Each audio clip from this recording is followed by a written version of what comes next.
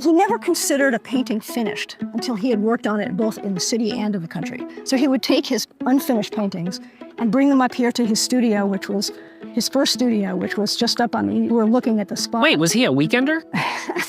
I don't think he was calling him a weekender. But he did have a great friend, William Osborne, who was he was a railroad man. And he was the head of, I think, the Illinois Central Railroad, I think. And he had a private rail car. And he took church up and down the Hudson River on the old Hudson River Railroad in his private rail car. So I wouldn't call him a weekender, but he was, and maybe he was a Cidiot. You know, you might be able to make He was discovering nature. He was learning. He was actively learning. I think a good Cidiot acclimates to the environment and really takes advantage of it and learns about it. And you get the bad name when you don't. It's a pejorative when you're hiding in your cabin. But if you're actively engaging with nature and the world around you, then you're a good Cidiot. Yes, right, okay. I think he was a good Cidiot. I'm Matt Zucker, and this is Cidiot, learning to live and love life in the Hudson Valley. Most people know Frederic Church as a world-famous painter, but my guest today says we really should think of him also as a placemaker. I'm walking the carriage roads of the Olana Historic Site with Annik LaFarge, author of the new book, Composing Olana, A Journey on Foot Through Frederic Church's Greatest Work of Art. Just in time for Church's 200th birthday, we're taking you along for a boots-on tour of the landscape he spent decades designing. You'll hear the wind in the trees, the crunch of the gravel, as we discover how Church used the earth itself as his canvas, from a man-made lake that mirrors the Hudson to the erratic boulders left behind by glaciers. Walking Olana, you'll hear, is like standing inside a painting. It's an episode about seeing the hidden layers of the valley we love, sponsored by our friends of the Olana Partnership. Grab your walking shoes and let's head outside.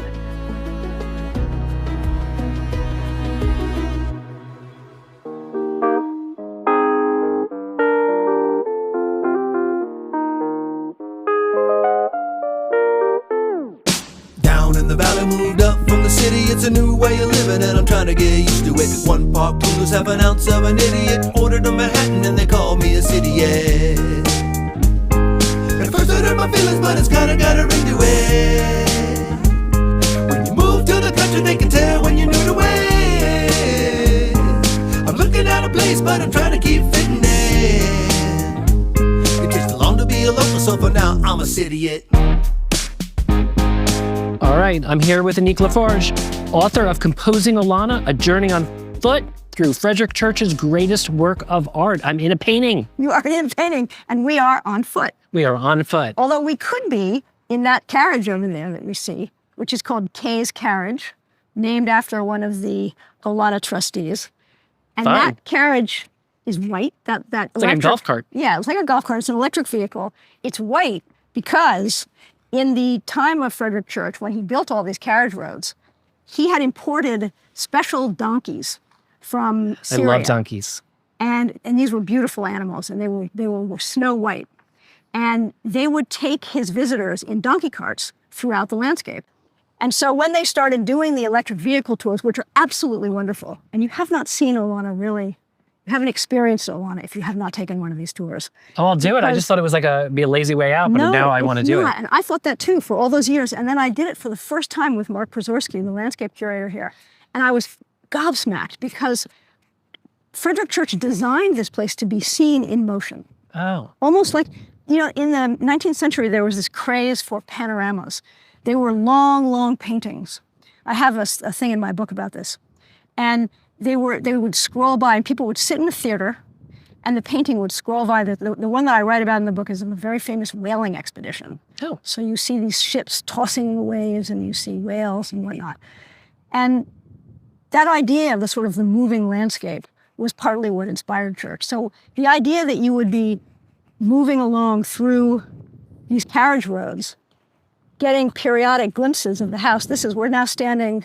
You're pretty far from the house. We're way down the hill. It's a gorgeous view. Yep. And it's a windy day. The lake here that Frederic Church built. He built the took lake? him 10 years. It was interesting. I found this out through, I think, Victoria Johnson's book, that he sent his farm manager down to New York City to Castle Garden, which was the precursor to Ellis Island. And he brought up something like, 17 immigrants to help him dig this lake. It took 10 years.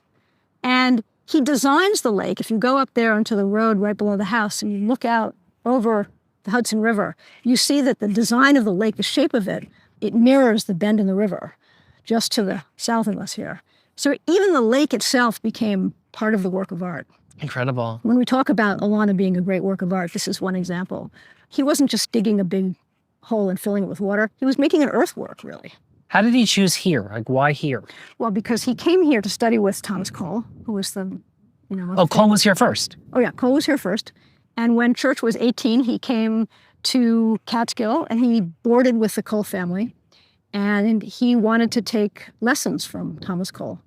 I didn't realize he was here first. For listeners, Thomas Cole is another famous painter who lives across the street, across the river in Catskill. And you can actually, there's a walkway you can take from one to the other now. That's right. They built the walkway over the Hudson, they call it the Art Trail, to connect these two important homes. And Thomas Cole taught Frederic Church an enormous amount about painting, but what he also taught him was about observation, the art of observation. And about going into the landscape and studying all the details of the geology and the plants and the lay of the land and the colors and the clouds and the rivers and the reflections. And he would label his sketches with numbers and words. And that's something that Cole taught him too. So Church was just this extravagantly meticulous, observant guy. And this is one of his, we call them composed views. I believe that's a Chinese term. And this is one of the places where Church wanted you to get a sense of the house. On a nice calm day, you see the reflection of the house in the lake. That's amazing. Very beautiful and romantic. I've never noticed that before. And then if we turn around here and we look down the hill, this is the Frederic Church Center for Art and Landscape. It just opened a year or so ago. And what's really amazing about this building is that it just kind of disappears. You don't really see it. And I didn't even know it was here. I come to Olana all the time.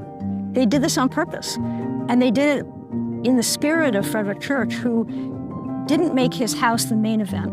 He made it a surprise so that his carriage roads would wind around and you would catch a view of it. And then it would disappear through trees or through a giant hill or something.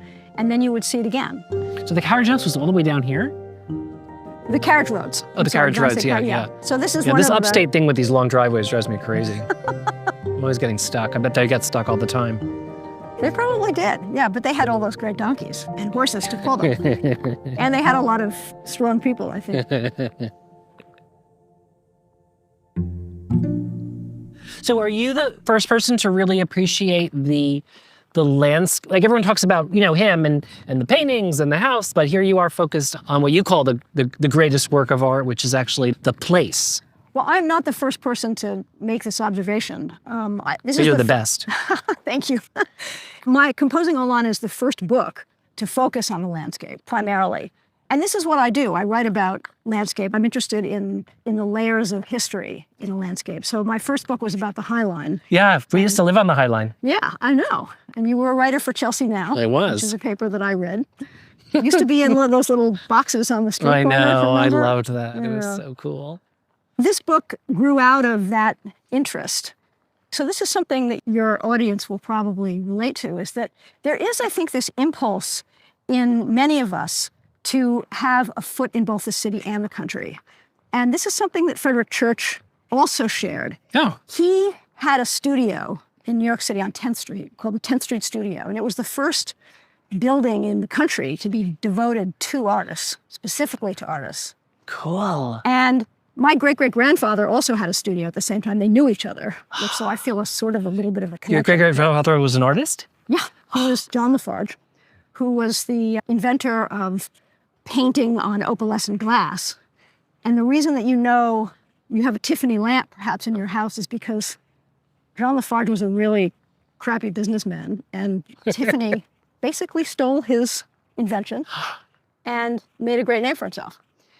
The 10th Street Studio was a place where Church he never considered a painting finished until he had worked on it both in the city and in the country. So he would take his unfinished paintings and bring them up here to his studio, which was his first studio, which was just up on, we were looking at the spot. Wait, was he a weekender? I don't think you would call him a weekender, but he did have a great friend, William Osborne, who was he was a railroad man, and he was the head of, I think, the Illinois Central Railroad, I think. And he was very involved with McClellan during the Civil War and dealing with railroad, train issues with troops and stuff. And he had a private rail car, and he took church up and down the Hudson River on the old Hudson River Railroad in his private rail car. So I wouldn't call him a weekender, but he was, and maybe he was a Cidiot. You might be able to make a case. He was discovering nature. He was learning.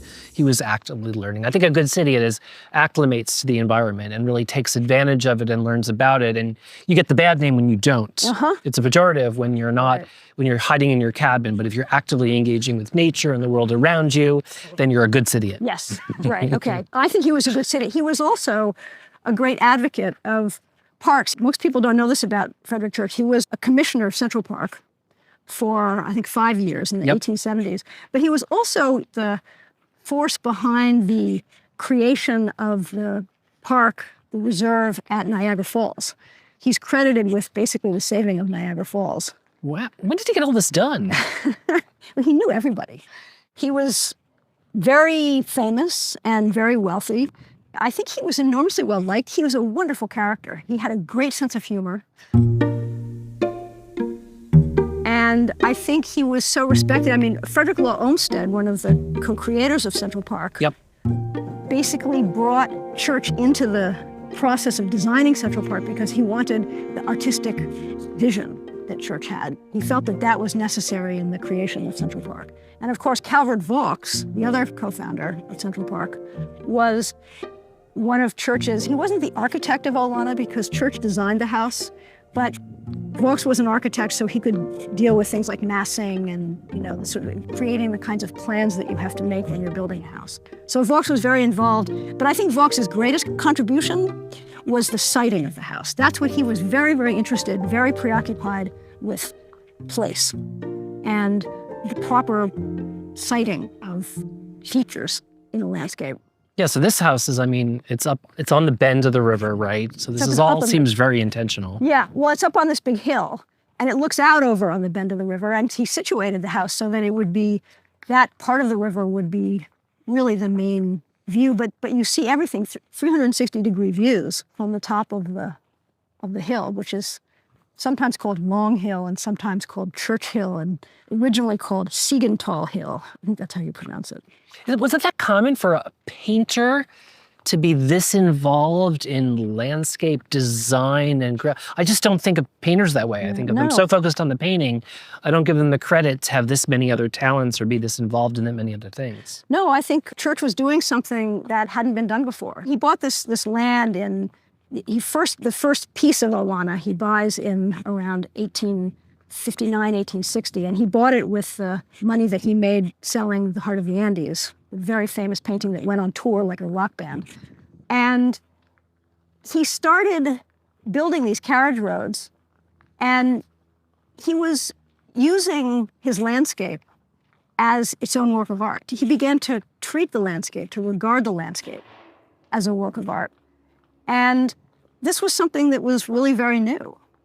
When I think about what Church's legacy is, I don't think so much of him as, obviously he has a very powerful legacy as a landscape painter, but to me, he's the ancestor of Robert Hammond and Joshua David. Yeah. He's the ancestor of the creators of the Bloomingdale, the 606 Park in Chicago, of the Atlanta Beltway. I think of Church, to me, he's a placemaker. He's somebody who takes the landscape and uses it to tell a story, to create an experience that will be unlike any other experience that you've ever had.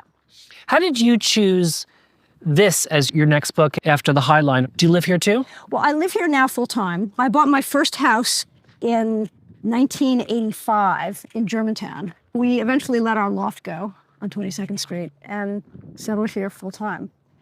And walking here every day made me think, you know what? I know a lot about the stories of this place. I know a lot about the history of the landscape, the geology, the story of the friendship of Thomas Cole and Frederic Church. And I thought, you know what? I did this for the Highline. Why not do the same thing for Olana? Why not unpack everything that you see and what you don't see? And organize it as a series of walks along these carriage roads. I did a book in between. I wrote a book about Frederic Chopin. Yeah. So that came in the middle of the... Cole and Church would make a great sitcom. So what's something else that I don't see that I should see? Well, let's see. You pointed out the views, that some things are intentional. I didn't think about the lake, that it kind of mirrors the shape of the bend of the river. Yeah. Those are really interesting things. One thing that you're not seeing is the enormous and important efforts at preservation that have gone into Olana. I mean, I'm looking now at Crown Hill. This is an area that was completely restored by the Olana Partnership a number of years ago. It was all overgrown with invasives. And they restored it to basically the condition that it was in when Church lived here. This is where the farm was. They had tons of animals. We're looking now to the northeast. You're not seeing a 406-foot stack spewing smoke, which would have come from what was planned to be the largest coal-fired cement plant in North America. It was going to be built on Beecraft Mountain and would have created tremendous pollution and all kinds of terrible things. And that was stopped by a great effort. I still have my hat that says "Stop the Plant" with a picture of a smoking smokestack. Yeah. And then on the other side of the river is another important story of preservation in which Frederic Church plays an interesting role, which was the stopping of a nuclear power plant that was going to be built in the 1970s. It had been approved by the Nuclear Regulatory Committee, and it was stopped. And it was this very small painting by Frederic Edwin Church that was the monolith that stopped a nuclear power plant, because it was presented into evidence to the administrative law judges who were deciding this case about whether or not this plant should be built. And amazing, they used history to fight for the future. And they used the view. They used viewscape. They used aesthetics. And it was the first time that aesthetics, the importance of the view, the cultural, artistic importance of the view had been used to stop a nuclear power plant. Unlike, for instance, when Scenic Hudson fought at Storm King, that was about fish. That was about water pollution. But this was about this landscape matters, this view matters, and marring it with that enormous piece of infrastructure would destroy a valuable, vitally important, unique part of American culture and history. So that's another thing that you're not seeing, but that you will read about in this book and that you will see in other places. Wow. That's really special. Let's walk a little bit upward, because there's one other answer to that question, which is a very good question, by the way, and the question that most people don't ask. Which question? What don't I see? What am I not seeing? And I want to show you a piece of geology. Oh, fun. A piece of the old glacier. It's funny, I ask most Cidiot guests, what's your favorite go-to place in the Hudson Valley? As I'm creating a map of everyone's favorite places and see, if I can find out things I don't know. Depending on where they are in the region, they'll give a different answer about, the Ashokan or something like that too. Yeah. But invariably, everyone up here, it's always Olana. And I'm like, oh, great, another. Like, it's just, tell me something else, But it's so popular, it's so beloved. Well, my go-to place when it's not Olana, or one of them, is the Germantown Boat Launch. Oh. Which I love, and which most of the time, except in the very, very height of the summer, is pretty quiet. And you can go down there and sit. There's a dock in the summertime. And if it's not summer, you can sit on a bench and just look out on the river and watch the boat traffic. And the boat traffic is so fabulous. I mean, you talk about history. Recently, did you see the Seneca Chief when it came down? No. The Seneca Chief was the first boat to move along the Erie Canal in 1825 when the Erie Canal opened. And the Buffalo Maritime Center created a perfect replica of it. And they sailed it down the Hudson River I think it was in October. And I photographed it going by Olana. So then, of course, you could see the Clearwater. Yeah. And you can see all these kind of celebrity ships. Yeah. And Church wrote about seeing all the boats on the river. This was, there were different kinds of boats then, obviously. But it's part of this beautiful place that we live. Yeah, it really is. I love the river. I haven't been to the Germantown boat launch, I'll need to go. I go to the Germantown Park and to the dog run there Uh-huh. a lot, but I really should do more on the river because I go to Claremont all the time, but I'd like some more variety. Well, it's also wonderful if you love trains, which I do. The train goes by and toots right when it goes by the boat launch. So that's fun to listen to.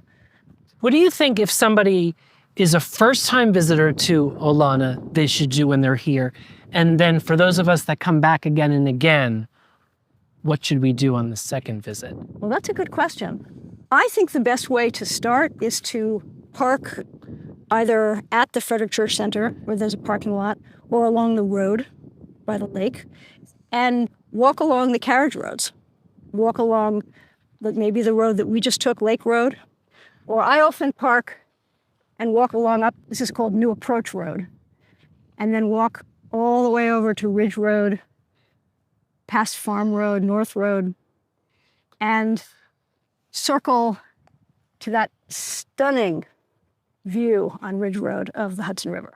So come down and then up rather than start at the top. I think so, yeah. Okay. I think that's, because I think you then really get the experience that church wanted you to have. Interesting. Which is you're walking along these different roads, and each one is different. There's a piece of... What is that? That's the old glacier. Oh, this is the glacier. Yeah. We're going to see an even more dramatic one. But some 20,000 years ago, the Laurentide ice sheet came down from Canada and covered this whole area in ice. It carved out the Hudson River. And it left behind this landscape that we all love so much. It created it. And there is a geologist named Robert Titus, who with his wife writes a lot of books. And one of the books they wrote together, is about the Hudson River School of Art and the history of the Hudson School of Art and the geology that created it. And they make this argument that without the Laurentide ice sheet, there would be no Hudson River School of Art because, and Robert Titus, when he gives tours here in Olana, he wears a t-shirt that says, "No glaciers, no paintings." Basically, I need that t-shirt. making the point that if it weren't for the Laurentide ice sheet, there would be no Hudson River Valley. It's There funny, would be everybody in no- Hudson Valley is always talking about the Revolutionary War. Well, we should talk about other periods of history as well, that's- like the glaciers that created us. Right, long before. And every so often you come across, you see that rock over there? Yeah. I don't know if that may have been put there, but there are boulders like that all over the landscape. And geologists call those boulders erratics.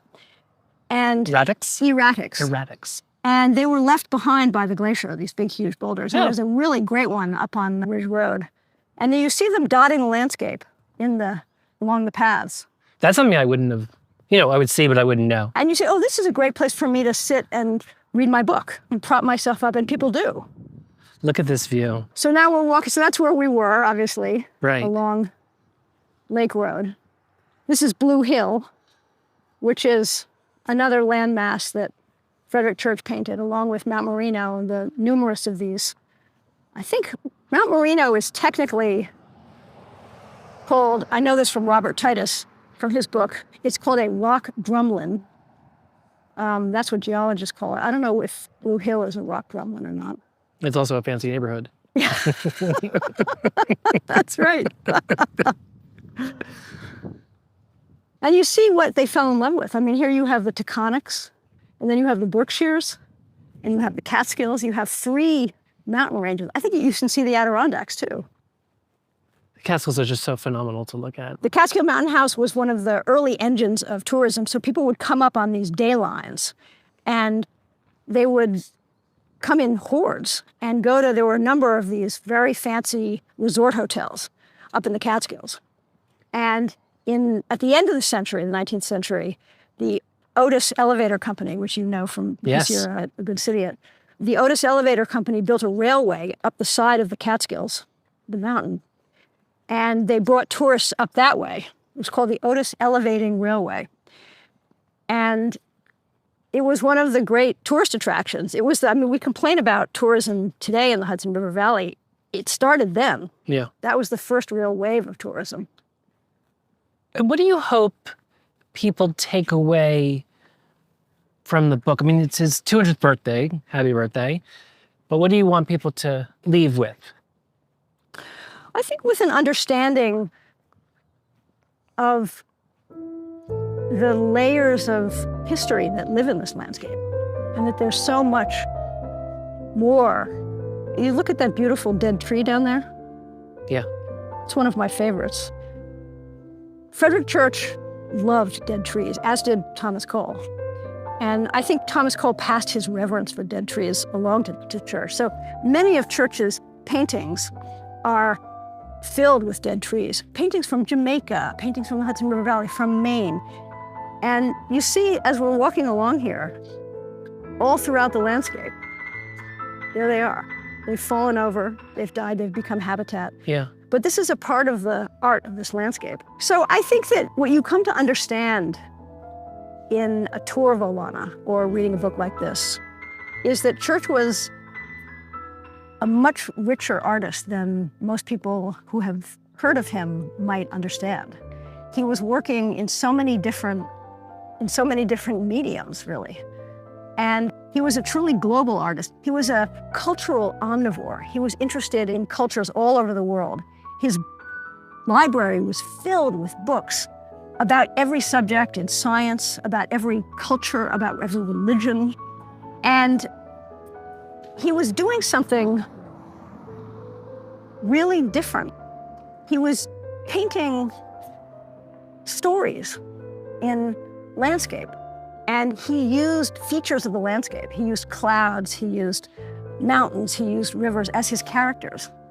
He was so influenced by Alexander von Humboldt, who was this great explorer and scientist, who believed back in the early part of the 19th century that all creatures and natural forms are created into a web. This was something that we know, we understand now, but he was way ahead of his time, and Church was his disciple. And Church followed in his footsteps to South America, and those intense observational skills that he learned from Thomas Cole, he put to use in his own work. And he did that here too. He would be able to put the whole landscape on display and show you all of its different elements with this tremendous reverence and love. Sounds like quite a character. He was very funny. Even in his paintings, there's this wonderful sketch that he made in Mount Desert, Maine. And he paints himself freezing cold, huddling. You can tell that he's shivering. And his wife standing gallantly looking out over the ocean. And there's this big celebration now, the 200th anniversary of Frederic Church's birth. So it's a very good time to visit here. Well, if you ever want to do that sitcom, Cole and Church, call me. Yeah, right, Cole and Church. It's a great idea. As we finished our walk, I realized that Olana isn't just a place you look at. It's a place you experience with every step. Whether it's a man-made lake or a boulder left by a glacier 20,000 years ago, there are so many layers of history right under our boots. I hope this conversation helps you see those layers next time you're out exploring at Olana and anywhere else in our beautiful valley.